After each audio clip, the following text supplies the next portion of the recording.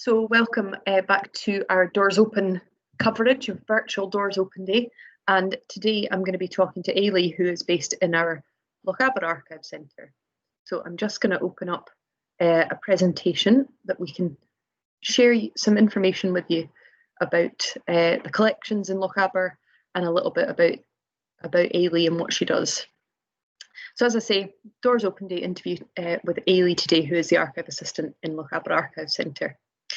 As you'll be familiar with, if you've listened to me over the past few weeks and months, you'll know that we have 4 offices in the Highland Archive Service. One, the Highland Archive Centre in Inverness, which is the hub office, which has an overview of the Highland area and holds the records for Invernessshire, Ross and Cromarty, Sutherland and Nairnshire. And then 3 other offices that cover discrete areas in the Highlands. So Nucleus up in Wick holds the Caithness records and the nuclear records for Great Britain. Skye and Lochaber Archive Centre covers Skye and Lochaber, based in Portree, and Lochaber Archive Centre, which is based in Fort William. And that is where Eilidh works. So Eilidh, if you want to say hello, I'll stop. You can say hello. Hi. So I am mainly based in Alexander Ross House, which is just up on the screen just now. It's actually a really lovely building to work in. It's lots of light, really spacious. A lot of people, I think, come in and are quite amazed when they see it so bright. And I think when people think of archives, think of maybe lots of books and things, but it's very really lucky, really modern and lovely place to work. It is, and a lot of nice associations for people, that building, because it was previously a school, wasn't it? Mm-hmm. Yeah, it's been really nice because we've actually, when it reopened back in, it was like September 2018, so it wasn't long after I'd started, we had quite a few groups of teachers coming in who just wanted to see what had been done during the renovation. Mm-hmm. And they were, and I think this week, the room that we're in just now used to be the staff room. Okay, yeah. Or the French classroom, and we've had readers as well telling us, oh, this used to be my classroom. So that's been really nice that they've got that connection to the building. And yeah, absolutely, a connection to the history of the place before they even start looking at the records. Yeah. And it's named Alexander Ross House after the architect. That's right. Mm-hmm. Yeah. Who designed that building? I think he did design the building. Yeah, designed that building, and also a lot of other ones across the Highlands. So that picture there on the left is the room you were just talking about, which is the archive search room that used to be the staff room.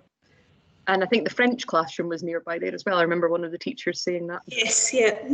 I'm going to go back a slide because you are one of the only buildings with the most glorious view of our archive centre. Yeah, we're really lucky with the view as well. So that's just outside the front door of the building. So really nice. And also we've got the very nice Charles Kennedy building across from us as well.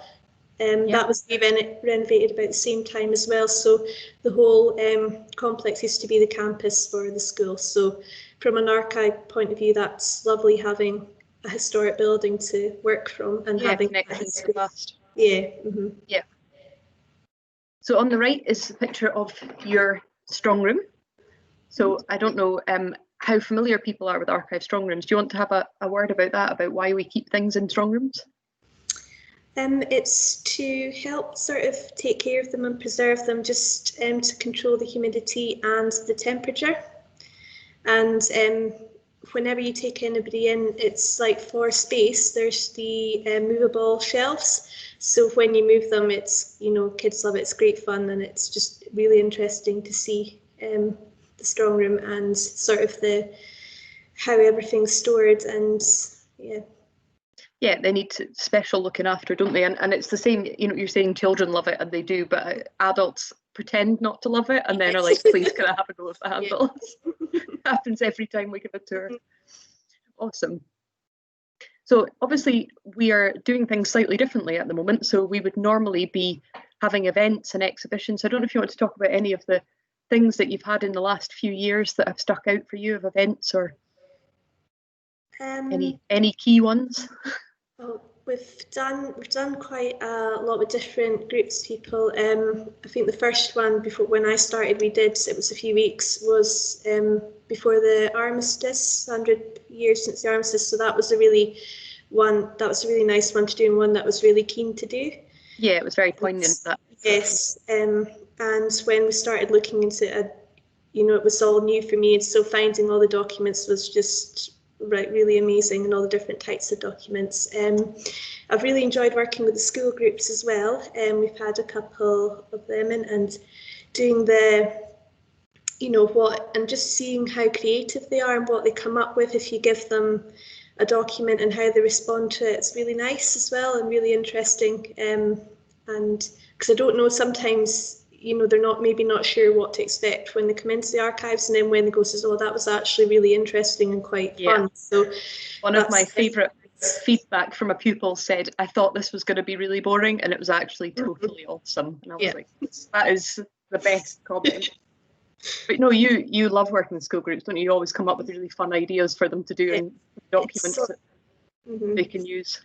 It's sort of like it's like tapping back into when you were a kid and thinking, oh well, what would they enjoy? So it's like trying to think of really interesting activities and something different that we've maybe not done before, and just learn to use documents in a different way, in a resourceful way, I suppose. Yeah, I think that's really key, that we don't we're making learning experiences all the time, but we're trying not to make them, sit down and learn a list of dates or a list of names, because for most people that's not fun. But the likes of your map activity that you did, where you gave them a map of Fort William and then they had to design their own future towns and all things like that, those things are really fun, and they stick in people's memories, don't they? Mm-hmm. And that's when you get lovely letters or things back. Mm-hmm. Awesome. So what, this is probably tied into what you just said, what was the appeal for you? How did you get into archives, and why did you want to? I've always really been interested in history since I was really young, and it wasn't until I got much older that I was aware of there's places where you actually have these documents actually are kept and actually exist, because you read about them maybe in like, I don't know, in a school book or something. Yeah, and bibliographies of things. Yeah. And you never really understand, well, how do they know that? Where did that come from? How do they know that that person did that then, and the dates and things? So it wasn't until I sort of got further up in education that I started to realise, I wonder where all that does come from. So it's sort of naturally just come from that, really. And when you were at university, you used some of our collections, didn't you, in your work? I did, yeah. So that was sort of my first real hands-on experience with the archives, and it was amazing just to find that was all here, because I wasn't really aware of it until I started looking, and I started finding more and more of what I was, getting into the research, and it was used quite a lot of the documents, so it's really interesting. Yeah. To do something that was local as well, and just I had no idea of what was here. That's funny. I was just going to say that. I think I was speaking to Catherine yesterday and over in Skye, and she was saying how important it is for her to have that connection to local documents and promote her local area. And that's the same thing for you. This is your local area. It's a place that you feel passionate about. Yeah, I think that's such a privilege to be able to work with documents that you have a kind of emotional affinity with as well. And that's really lovely. And so we've had quite a lot of things going on in the last year or two in Lochaber Archive Centre that have involved the press. So quite a lot of publicity about some of the key collections down there. I'm thinking of the Anne Lister letters or the Outlander Day. Can you tell us about any of those? Well, with the Anne Lister letters, that was just completely chance discovery, because it was you'd been watching The Gentleman Jack on BBC, and the Cameron of the Hill name was mentioned, and you sort of started to wonder whether there could be anything in the collection, because we hold a lot of estate papers and personal papers for the Cameron of the Hill family, and so you started having a wee look around, and just by reading through some of the letters for Beer Hobart, you found that there was actually some correspondence for Anne Lister, which was amazing. And that's such a classic example of, we know what we have in our collections, we look after them, we list them, we know what's there, but sometimes things happen that show you the relevance of them that you maybe didn't realise. And when I came across those letters, they were just signed AL. and it didn't mean anything at the time they were being catalogued. But then, with subsequent knowledge, you can see on it that they were listed from, they were written from Shipton Hall, and then you start to make that connection. And that's that way that archives continually reinvent. The document itself hasn't changed, but we just didn't know the meaning of it at the time. And then we had the Outlander event, and that was really well attended and picked up by the press. And that was you and I appearing on the BBC News for that, because of some amazing Jacobite collections in Lochaber. Yeah. We're really lucky to hold such a vast range of different documents relating to Jacobite periods over different collections, and it was really just great to have the opportunity to even work with the museum, the West Highland Museum, and showcase what we've got. And I think people really enjoyed it and really responded to documents. And that kind of ties into something else that you did a little while ago, when you put up a document regarding the Bonnie Prince Charlie raising the standard at Glenfinnan in 1745, and that was a huge hit of yours on Facebook, wasn't it? You had about, I can't remember, about 10,000 likes or something. It was massive. It was. It was we got really good engagement for that. It was last year. It was for the anniversary of the raising of the standard, and I think the notifications kept coming through, and I couldn't understand why we kept getting notifications. And then we had a look, and it's like, oh, so it went really well. So to see the engagement was really heartening, and to know, absolutely. And if it makes that was shared by Diana Gabaldon, wasn't it? And that was, it was, yeah. It sort of went further and further from there. Yeah. So that was it was really nice just to have, to see it go round and people responding to it, and even if it made quite a few people aware of what we do, that's all absolutely good. Yeah. And again, it's it never stops being a privilege to be able to put your hands on those documents and have that connection with something that happened 275-ish years ago. That's quite extraordinary, isn't it? So that leads me on nicely to talk about some of the collections that you've got in Lochaber. So I've just picked a couple there from the local authority collections, because obviously all 4 of our offices are local authority collections, so we hold Highland Council records. So I've put up their evaluation roll and a public school admission register, really useful for family historians, with dates and names of pupils attending school. I would say a haracle, but I know you've got a lovely, nice way of pronouncing that, so I'll probably saying it wrong. So that's some of the examples of the local authority records we hold, but what about the privately deposited records? I know I had asked you to pick a few that were your favourites, and you've picked a mixture of things. So the first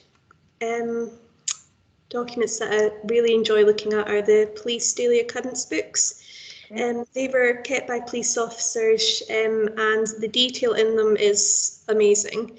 Every minute detail is recorded in it, including how far they've walked that day, how many hours they've been on duty, and it just gives you an idea of what was happening in the area at the time that I don't think you get from any other kind of documents.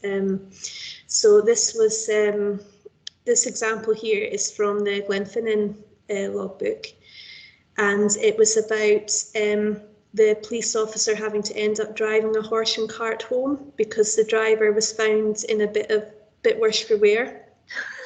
And it transpired that there was whiskey leaking from the cask that was on the cart that the driver had been taking to the hotel in Glenfinnan, and it was leaking and there was a hole in it, and so he checked the driver's coat pocket and he found the grommet and the tools basically that had been used to make a hole in the barrel. And yeah, because it describes him as being incredibly drunk, doesn't it? That he's not safe in charge of this this transport. Catherine Skye, I have to say, will be very pleased, because when she picked her collection, her items to talk about from Skye, she said, "Oh, I wish I'd put in a police book as well. I love them as well." So she'll be pleased that the police collections have been represented. Yes. We're really fortunate across all 4 offices. We hold historic records of the Northern Constabulary relating to each area, and there's some fantastic stories in them. And this is another example from the police records.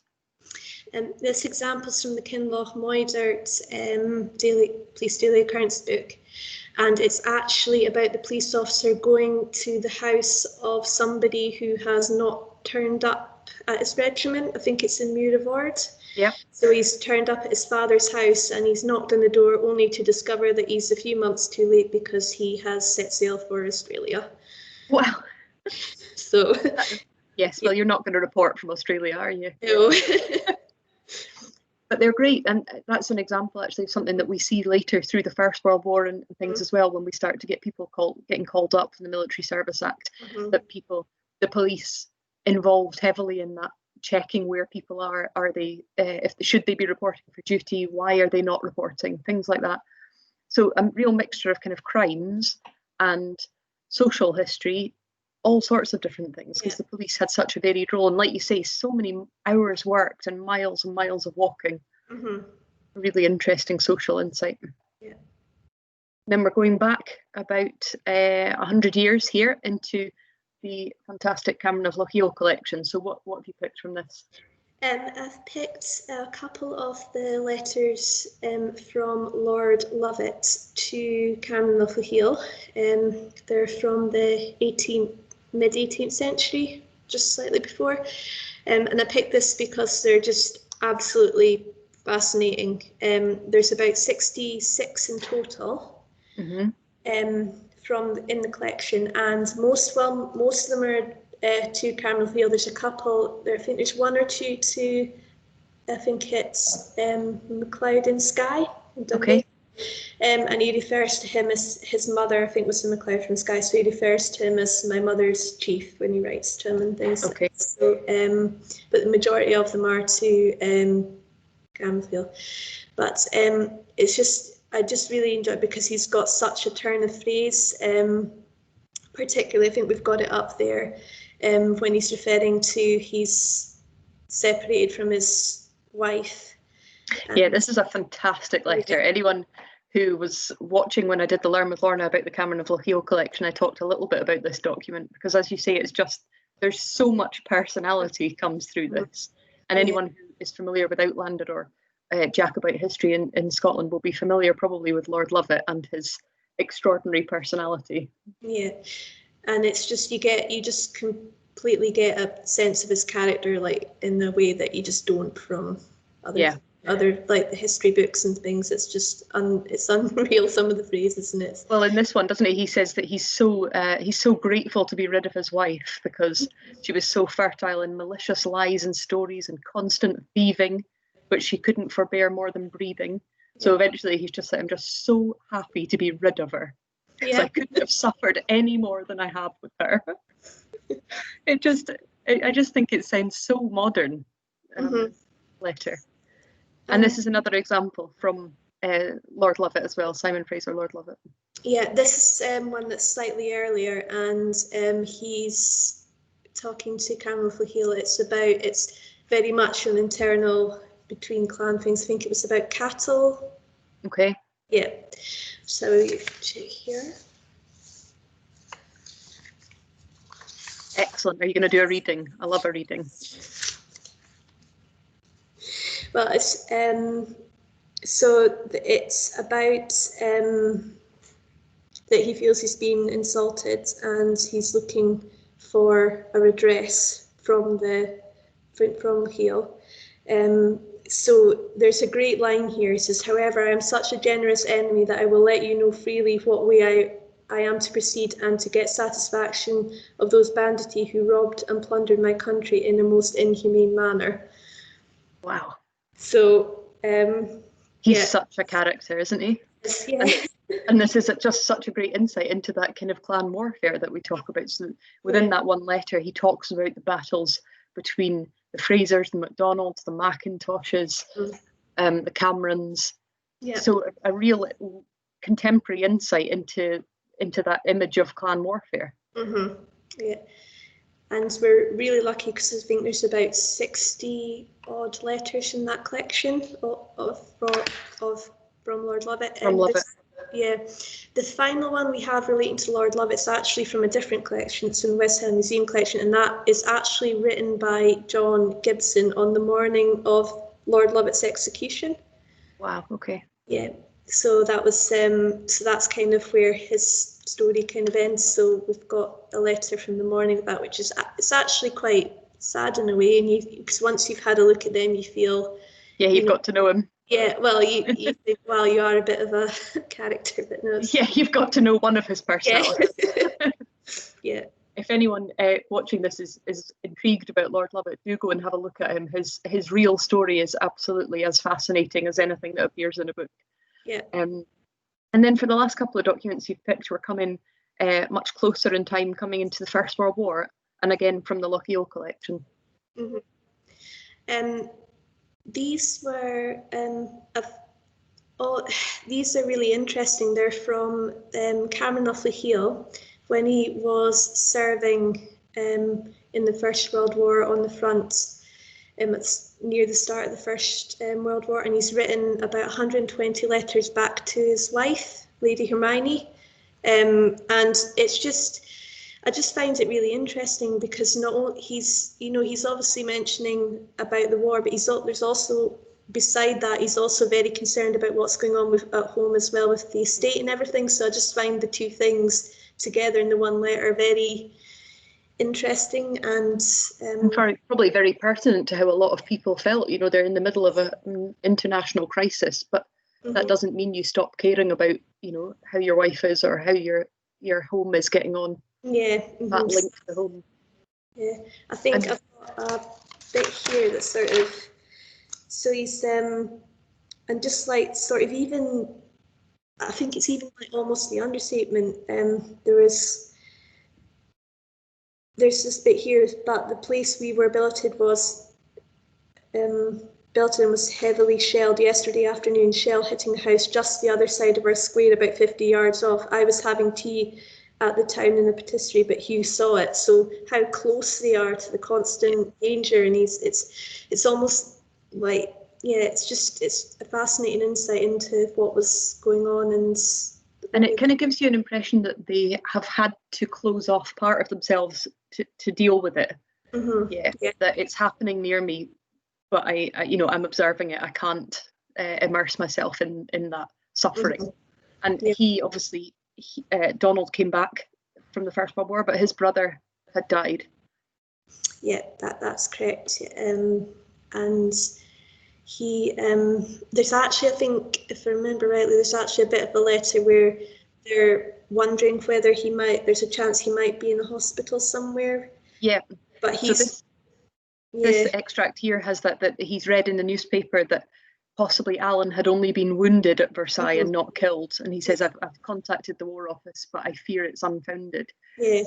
But what I love about this letter is he says, poor Hester, so that's his brother's wife, I really hope she doesn't see this newspaper article because it's wicked to raise false hopes in her. Yeah. And again, something that must have been experienced by a lot of people. And again, that's the other one that you were touching on there about the shelling and the experience of the battalion. Yeah. Beautiful letters with that split between the international crisis and the link to home. Yeah.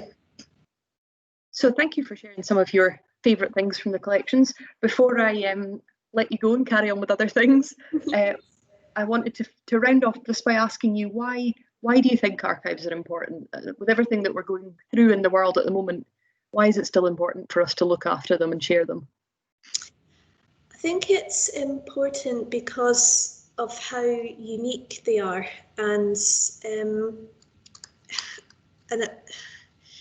for example, none of the documents that we've talked about could ever be replaced. If they're lost, they're lost, and then that piece of information is gone to history. And it just gives you such another side of, it gives you, I think, a bit more of the human experience of history. And you can get the bare bones and the bare facts, but there's nothing quite like, I think, as we sort of talked about, that there's nothing really like reading somebody's letter that they probably never expected somebody from the 21st century to be reading. Yeah, absolutely. That it's all about stories for me, places and people and events, and I think you're absolutely right. It's about the human connection and the human experience, and that's what we're privileged to look after and share. Very privileged to look after them. Thank you very much, Eilidh, for chatting to me. It's been lovely. Thanks.